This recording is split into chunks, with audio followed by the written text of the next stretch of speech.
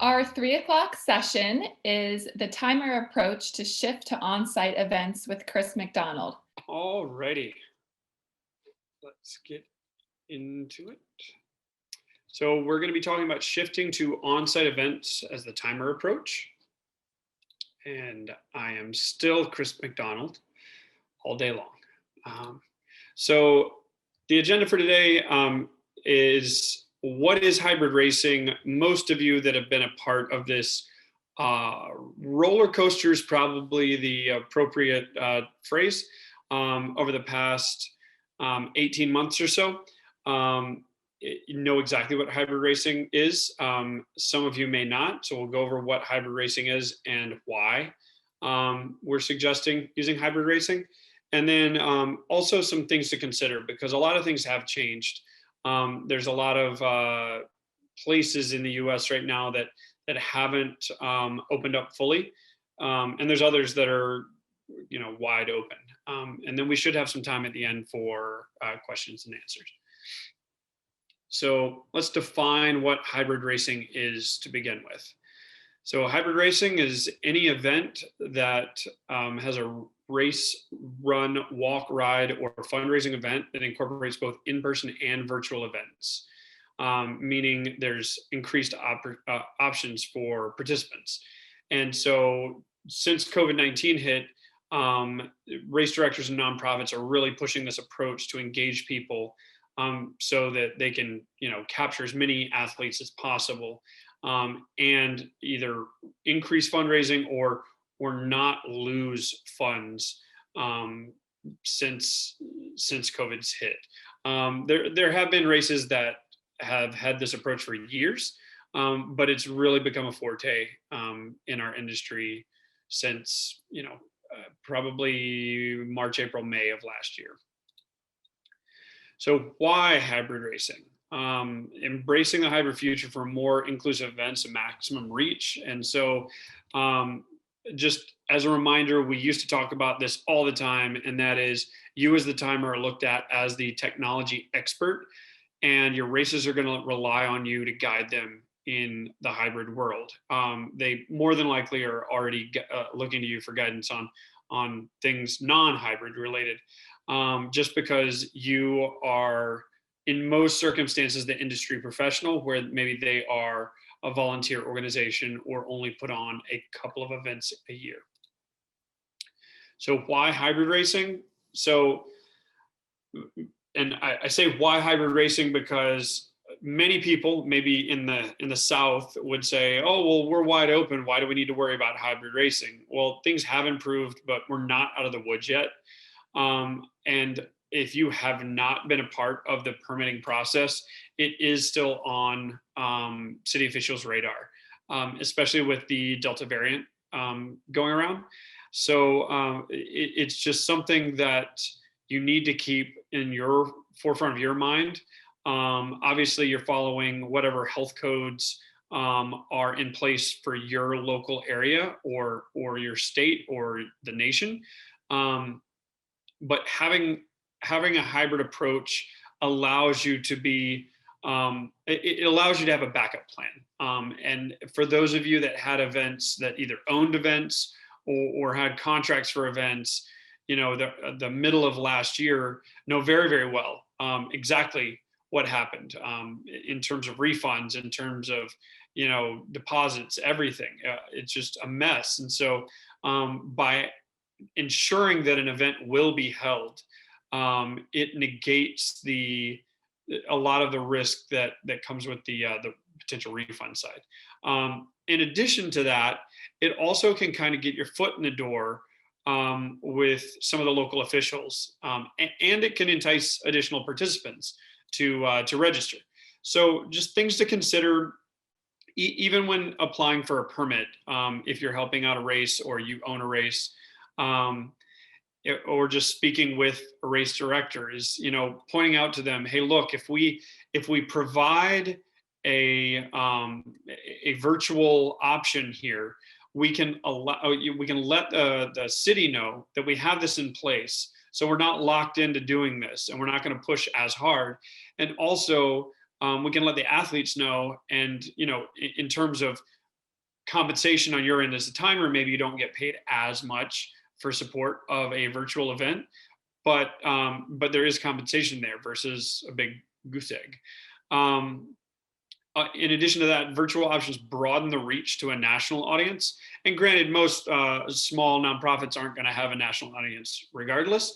However, it also can touch the people who have a heartstring with that group and can't physically be there. And so they can still engage, they can still participate with that charity. So in addition to that, challenge options offer a broader reach beyond the typical athlete. Some people can't run a marathon, but given 30 days, they can run a mile a day. And so they can complete that distance. And so that for them is their Everest, and they will continue pushing on because they're going to feel empowered. So again, like providing these options for people, it's not all about the elite athlete. Most of the people that are registering for your events are age groupers or novices. And so making sure you tailor things to those people are very important. And as you keep getting those people, obviously you're going to have greater revenue for both you and your event, as most people have a per person fee when they're billing things out.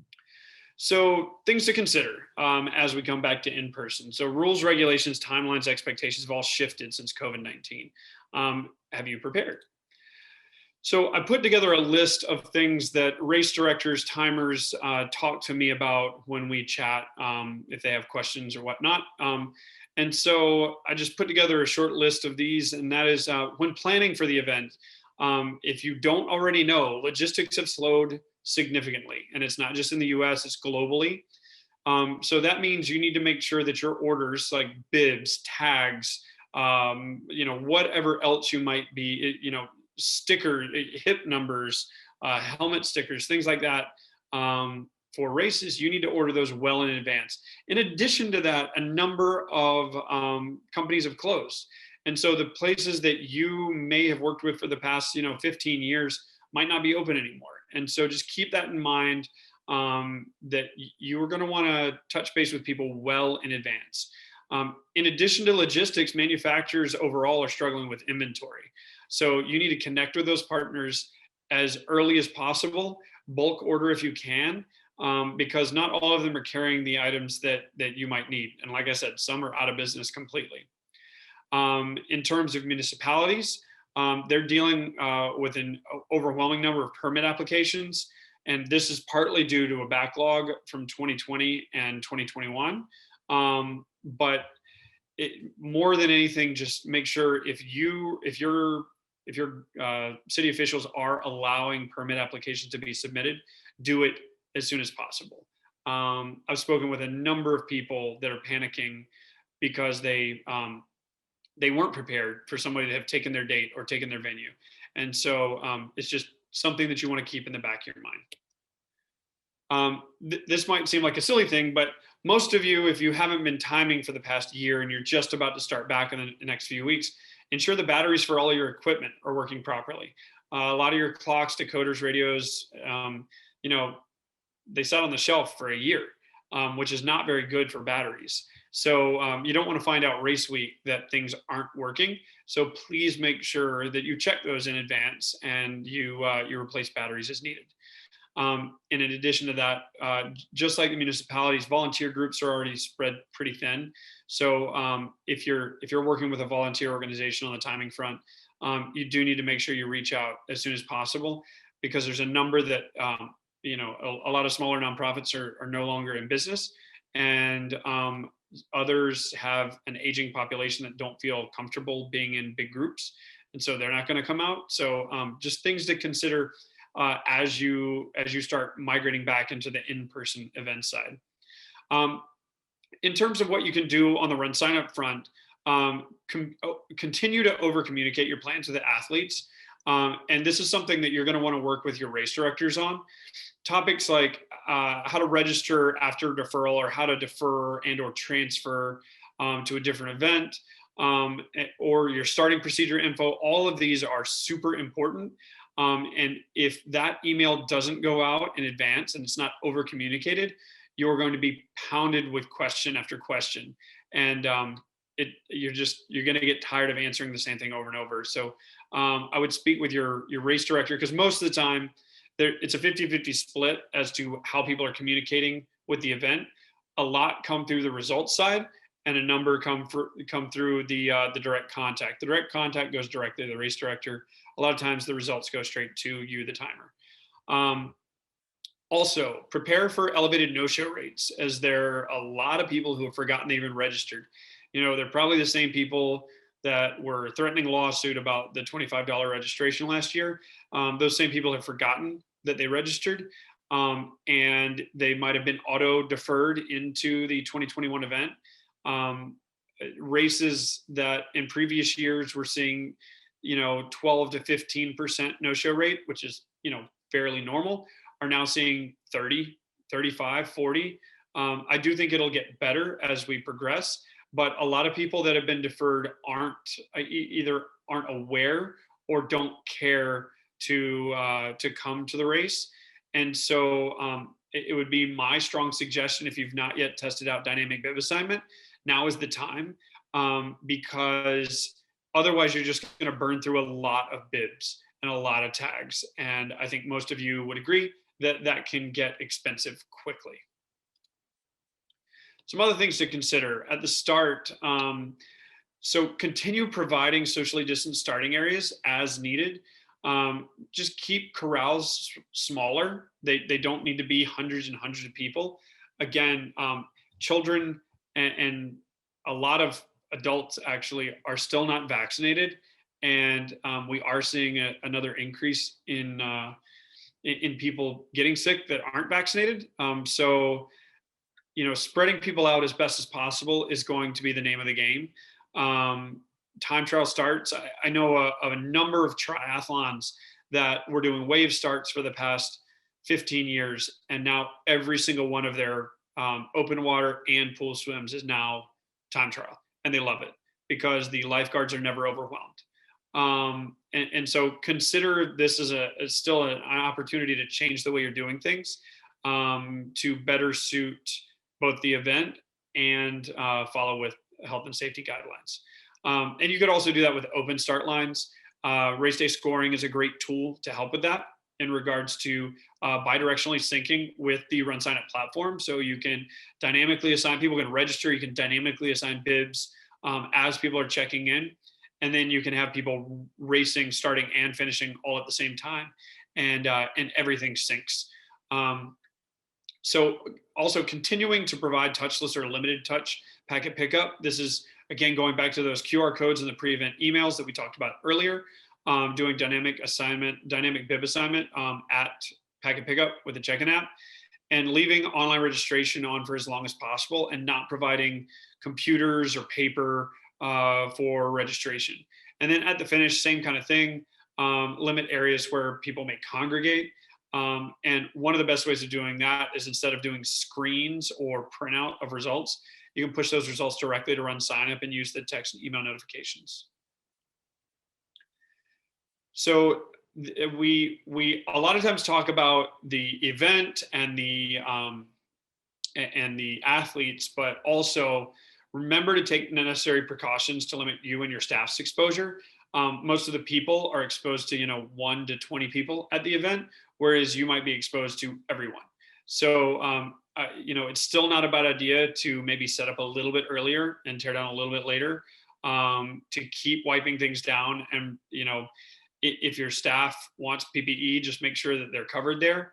And then I know a lot of people played around with timing remotely, even if it's 30 yards away in their truck or van, and not 30 miles away in a different city, and it's working for them. And not only that, I think the average timer would be pretty excited about timing not right at the finish line, because the likelihood that you have 30 to 500 people walking up and asking what's my time, it removes you from that equation. I know a lot of events have utilized a QR code generator, and so and put up signs periodically around the event space so people can walk up and scan the QR code, and it pushes them back to their results page. And then also consider offering RaceJoy's GPS timing and support that remotely.